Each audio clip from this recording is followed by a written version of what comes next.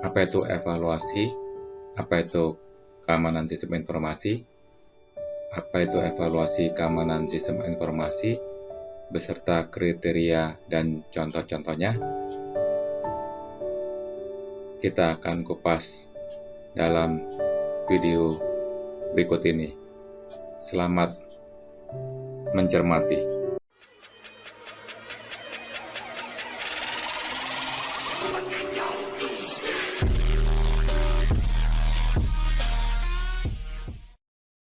Halo Sobat Belajar, bagaimana kabarnya? Semoga sehat selalu.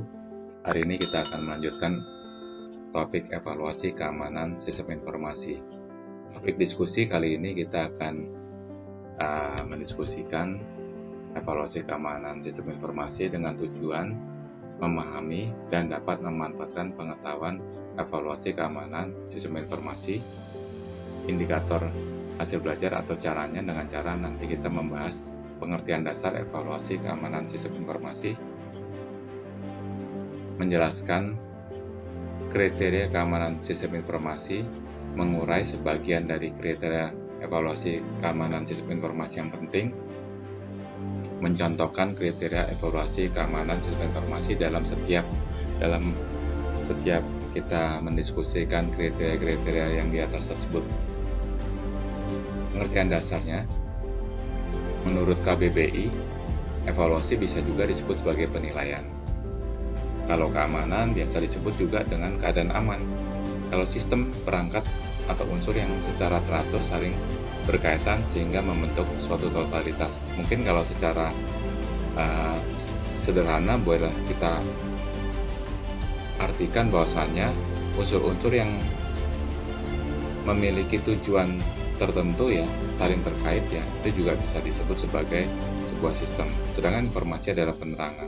Dari sini secara sederhana kita bisa mengartikan evaluasi keamanan sistem informasi yaitu sebuah tindakan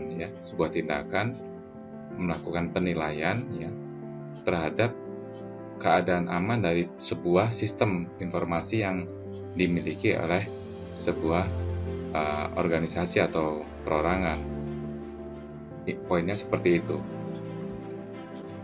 Kriteria keamanan sistem informasi ya, yang merupakan bagian dari ISO 17799 ya. Antara lain ada 10 sebenarnya ISO 17799, tapi tidak semua kita bahas. Dalam topik kali ini kita akan mendiskusikan berkaitan dengan kontrol terhadap sistem yang nomor 1 ini, karena ini merupakan hal yang cukup penting ya untuk kita bahas ya, kita kupas sehingga kita tidak sampai terjadi sistem informasi yang tidak handal. Kontrol terhadap suatu sistem yang dilakukan antara lain yang pertama kontrol administratif ya, kontrol pengembangan dan pemeliharaan sistem, kontrol operasionalnya, proteksi data center atau fisiknya, kontrol perangkat keras, kontrol terhadap akses komputernya, kontrol terhadap akses informasinya, kontrol terhadap perlindungan terakhir, dan kontrol aplikasi. Kita akan coba bahas. Yang pertama untuk kontrol terhadap sistem ya, berkaitan dengan kontrol administratif, pastikan prosedur dan kebijakan itu telah secara administrasi semua aturan-aturan telah dipublikasikan ya secara terbuka ya. Sehingga apa? Ya, dengan kebijakan kontrol yang telah dipublikasikan ini sehingga dapat dilaksanakan dengan jelas ya dan serius ya oleh semua pihak dalam organisasi. Yang kedua, prosedur yang bersifat formal dan standar pastikan disosialisasikan dan juga pastikan dikontrol telah dilaksanakan dengan tegas. Karena ini berkaitan dengan keselamatan sistem informasi ya, yang diterapkan. Yang ketiga, perlu dicermati juga perekrutan pegawai ya, yang secara berhati-hati, yang tentu saja berkaitan dengan kompetensi yang memang dibutuhkan oleh perusahaan tersebut.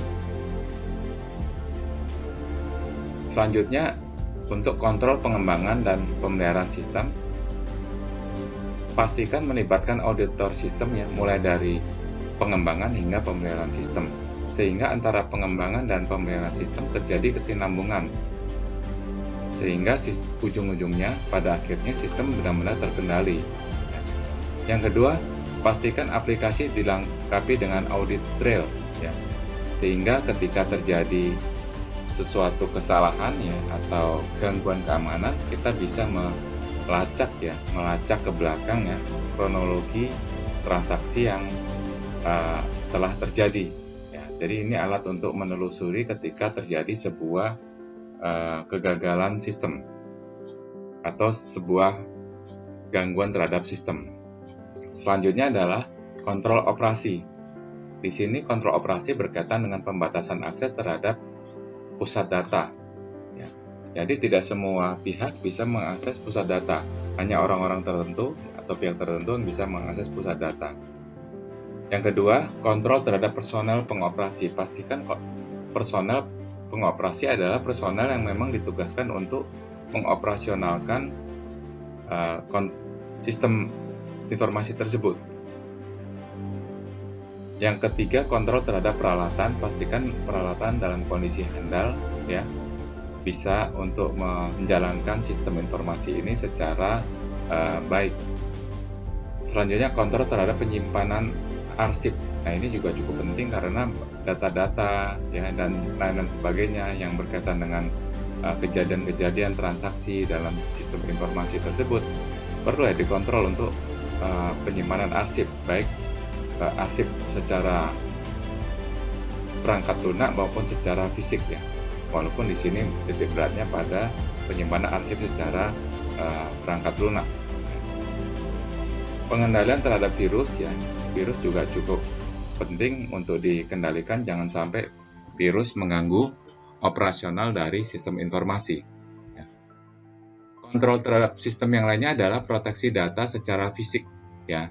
Maksudnya data pusat data tapi secara fisik. Pastikan lingkungan yang digunakan untuk ditempati oleh data fisik tersebut adalah lingkungan yang memang aman ya, yang nyaman ya, nyaman seperti suhu, kebersihan, kelembapan udara, bahaya banjir dan keamanan fisik ya. Ruangan perlu diperhatikan dengan benar. Selanjutnya untuk mengantisipasi juga ya, apakah di daerah tersebut sumber daya listrik cukup stabil ya, karena untuk mengantisipasi terjadi kegagalan sumber daya listrik. Oleh karena itu selain memang sumber daya listriknya stabil, juga sistem informasi ya, atau data center juga menyediakan UPS dan mungkin juga penyediaan generator untuk mengantisipasi kejadian-kejadian ketika terjadi kegagalan sumber daya listrik. Nah, berkaitan dengan lingkungan juga sama ya, lingkungan juga pastikan tetap terjaga suhu, karena suhu akan menentukan selain keawetan alat juga menentukan kelancaran atau kehandalan dari sistem ini dalam bekerja. Kebersihan juga menentukan, kelembapan udara juga menentukan, karena semakin lembab tentu peralatan yang digunakan akan semakin mudah rusak.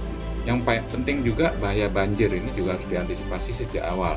Semenjak pemilihan lokasi juga harus ditentukan apakah lokasi tersebut rawan banjir atau tidak. Keamanan fisik ruangan yang juga perlu diperhatikan dengan benar. Misalnya selain dari sisi peletakan server, juga perlu juga ruangan diberikan teralis besi dan sebagainya, sehingga ruangan fisik hanya bisa diakses oleh orang-orang yang memiliki kunci masuk dan memang memiliki otoritas untuk mengakses ruangan tersebut. Berikutnya, kontrol terhadap sistem yang berkaitan dengan perangkat keras. Kita tahu perangkat keras merupakan salah satu bagian yang cukup krusial ya ketika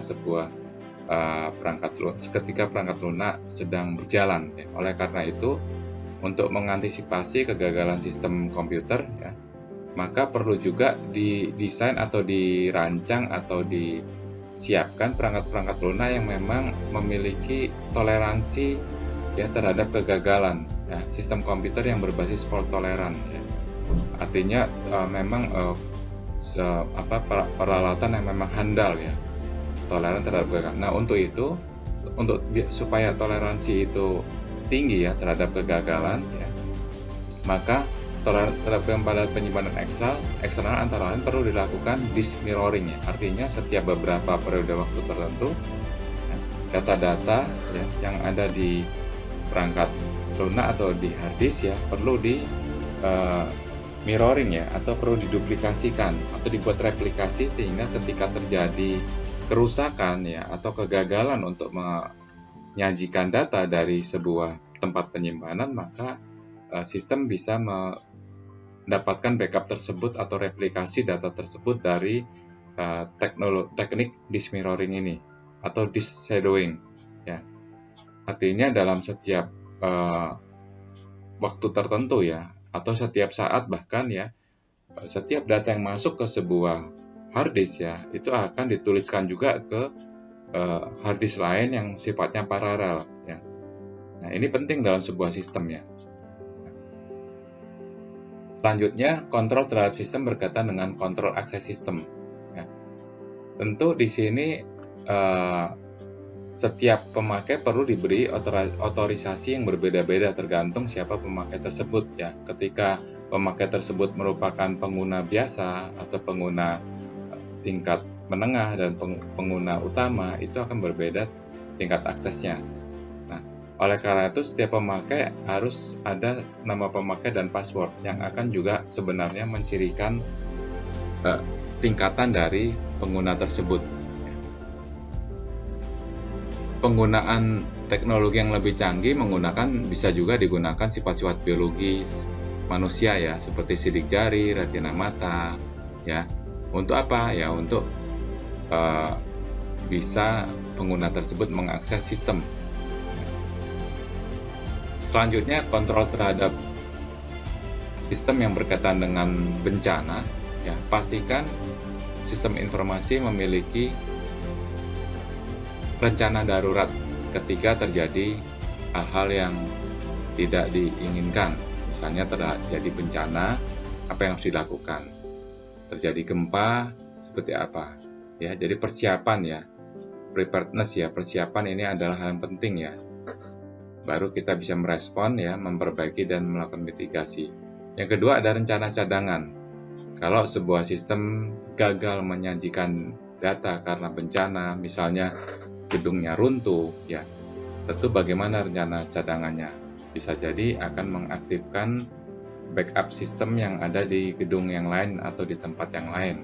Oleh karena itu tadi sempat kita diskusikan mengenai disk mirroring ya, atau sistem mirroring ya, atau setiap saat sistem di input data dan informasi yang dimiliki sebuah server itu di backup ya di tempat di server lain yang berbeda tempat ya.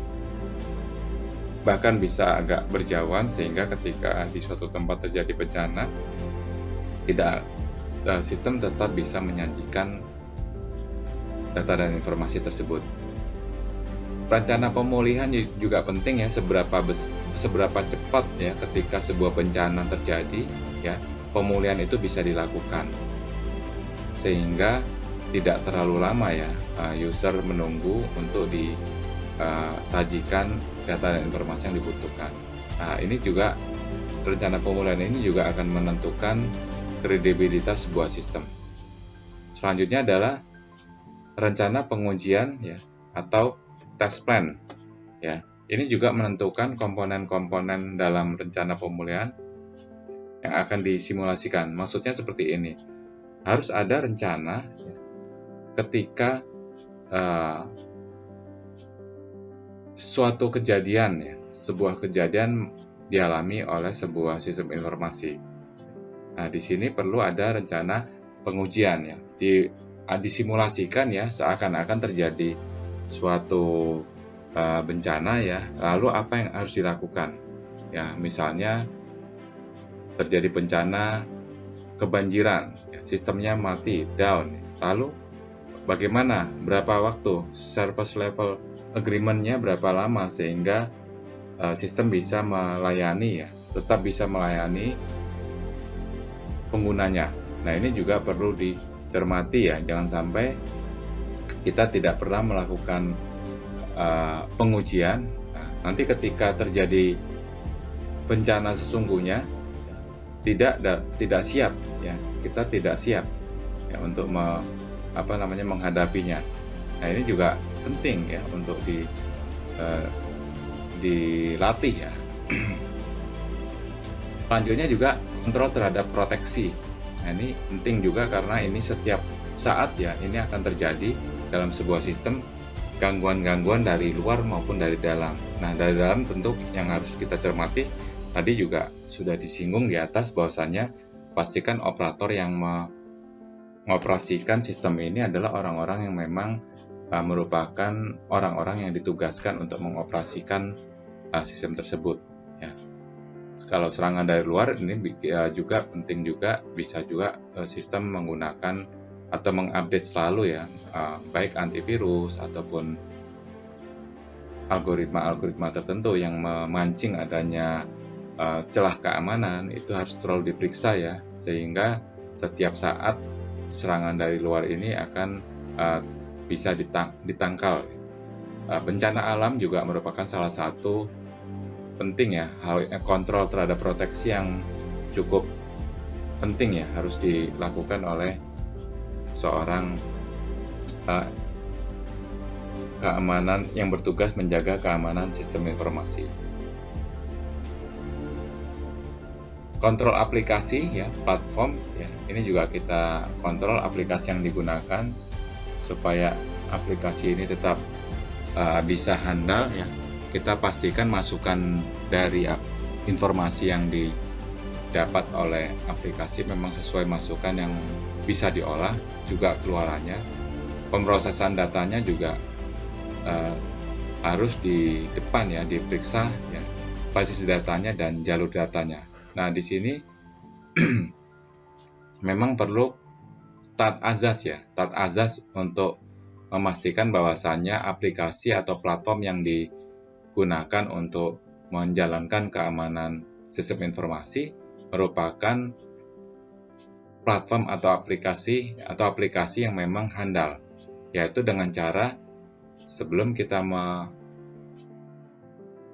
menggunakan atau pada saat pengembangan ya, itu memang harus dicermati model-model atau algoritma yang dimiliki oleh aplikasi tersebut. Baik teman-teman, sampai di sini dulu pertemuan kita. Ada pesan ya, dari orang bijak, bunyinya seperti ini. Orang bijak berbicara karena mereka mempunyai sesuatu untuk dikatakan. Orang bodoh berbicara karena mereka ingin mengatakan sesuatu. Plato. Terima kasih, semoga bermanfaat. Sampai ketemu di kesempatan berikutnya. Salam belajar.